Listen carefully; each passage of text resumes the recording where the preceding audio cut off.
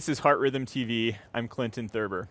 Welcome to our Fellows in Focus series. I'm here today with Dr. Jared Bunch, the EP director from the University of Utah.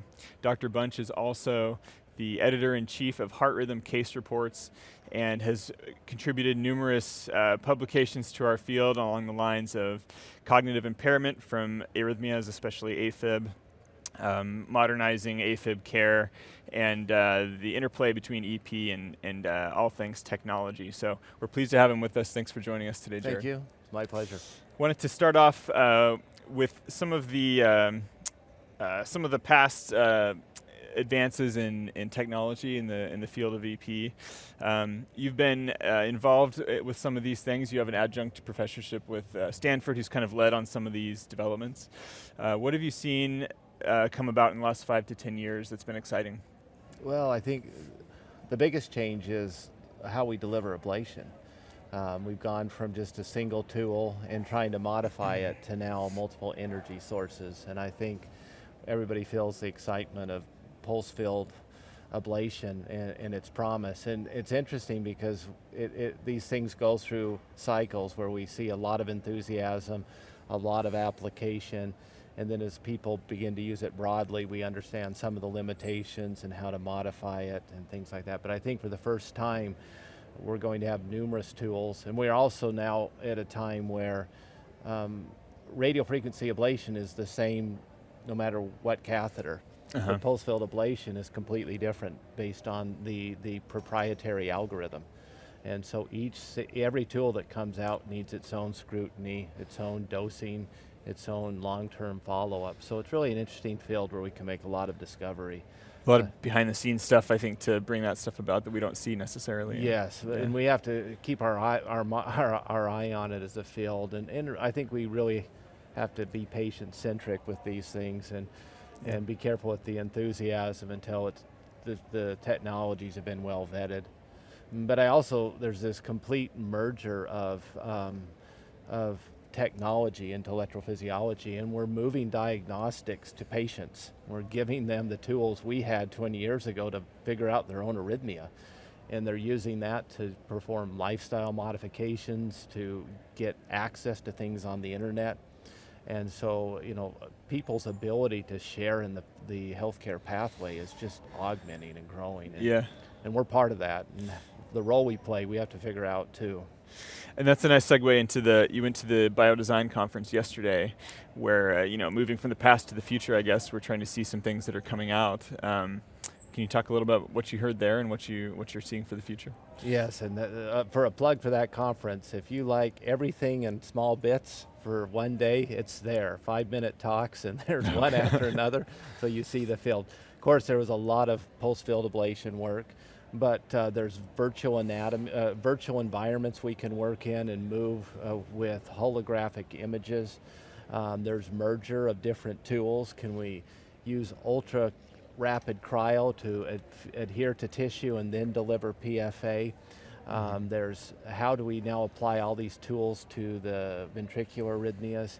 There's actually even new wearables as far as AEDs and defibrillators, wow. There's even movement in that space. So almost everything you can think of is becoming a little bit easier to use, hopefully more safe. In the technology, I think EPs gravitate to technology, so everything has a bit of a technology flair to it, except for my talk, which is not as technology-based as the others. So it was there to even out the field. Yeah, well, we do like our toys in EP for sure. I saw a study yesterday or the day before in one of the JACC journals where in Switzerland or Sweden maybe they had drones delivering AEDs to try to help cardiac arrest patients. And Ulrich shared so this is somebody out shoveling snow in Sweden, goes down. At the same time, a doctor comes by. The doctor calls 911, and 3 minutes later, an AED is delivered by a drone. That's amazing. So he's doing CPR, the drone lands, they attach the AED, shock him, and the guy's doing well.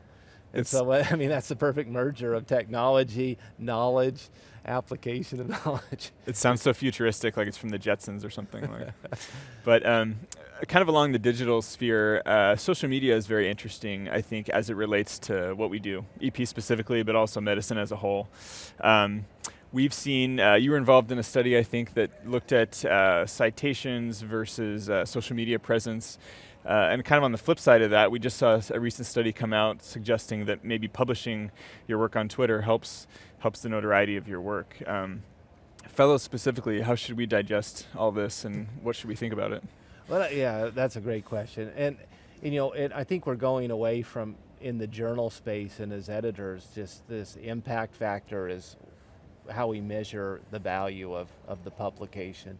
And we're going more towards altmetrics, where it says how often is this shared, how often is it downloaded, how does it impact globally the community outside of just being cited.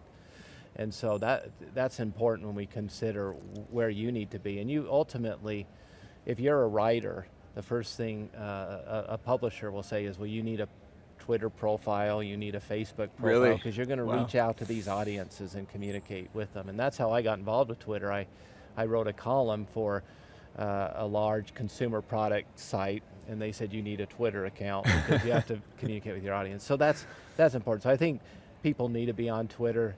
I think you have to be careful what you post. You want to post things that you want your patients to read, you want your boss to read, you want your colleagues to read. I think if anything, it's a little negative on Twitter, and we can be a positive voice for good, and I think we can lead in that area. But also realize that the group in Twitter is a little bit unique, and they're biased, and so it's a little bit of an echo chamber. And so you hear things that you want to hear, and so you have to reach out.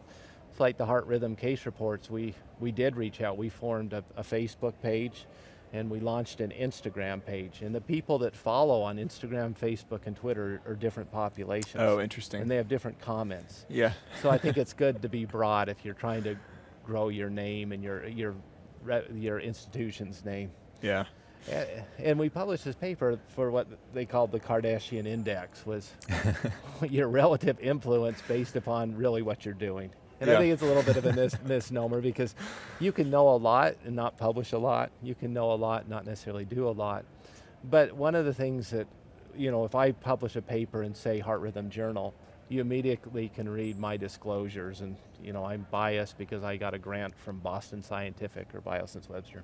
Yeah. But we don't necessarily do that on Twitter or Facebook.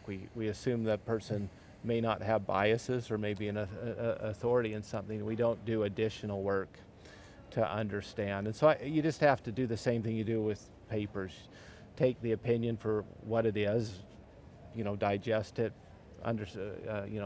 compare it to others, and then make your best use of it, rather than just accepting it as fact. But we have Heart Rhythm electrophysiologists. We have a great online community, and I think of any medical specialties, we can rival any of them. And so you'll meet a lot of good friends in social media. It's fun to be a part of, for sure. Dr. Bunch, thank you so much for joining us today. It was a pleasure talking with you, and we'll see you next time.